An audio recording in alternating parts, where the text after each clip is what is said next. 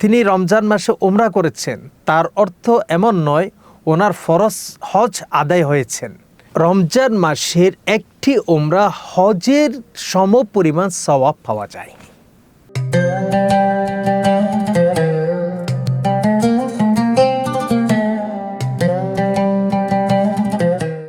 আলহামদুলিল্লাহ আলহামদুলিল্লাহি নাহমাদুহু ওয়া নুসাল্লি আলা রাসূলিল কারীম।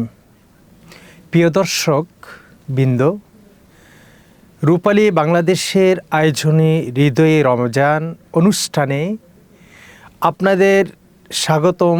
সাথে আছি আমি মুফতি আজিজুর রহমান মাদানী। প্রিয় দর্শকবৃন্দ, অনেকে আমরা যেটা সাধারণত দেখতে পাই, রমজান মাস আসলে মানুষ উমরা করতে চান। রমজান মাসে উমরার বিশেষ কোনো ফজিলত হাদিসের মধ্যে প্রিয় নবী সাল্লাল্লাহু আলাইহি ওয়াসাল্লামের পক্ষ থেকে বর্ণিত আছে কিনা, একটা হাদিসের বিষয়ে আমরা আলোচনা করি। বুখারী শরীফের 1863 নম্বর একটা হাদিস।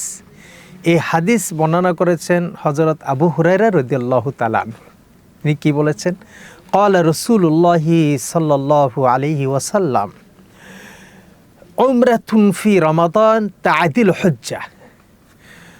রমজান মাসের একটি উমরা হজের সমপরিমাণ সওয়াব পাওয়া যায়। বুখারী শরীফের 1863 নম্বর হাদিস।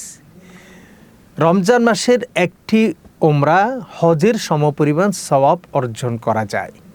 অতঃপর রমজান মাসে কিন্তু আরেকটা বিষয় আমাদের জানা থাকা দরকার। তার অর্থ এমন নয় কোনো ব্যক্তির উপর হজ ফরজ হয়েছে, তিনি রমজান মাসে উমরা করেছেন, তার অর্থ এমন নয় ওনার ফরজ হজ আদায় হয়েছেন, এইটা না।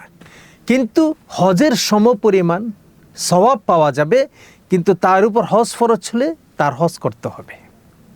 এজন্য আমরা চেষ্টা করব, যদি সামর্থ্য থাকে, আল্লাহ সুবহানাহু ওয়া তাআলা যেন যাদেরকে সামর্থ্য দিয়েছেন, আমরা রমজান মাসে সে উমরাটা আদায় করার জন্য, এবং রমজান মাসের বিশেষ ফজিলত প্রত্যেকটা আমলের 10 থেকে আল্লাহ তাআলা 10 গুণ থেকে 700 গুণ আরও অনেক বেশি দান করেন।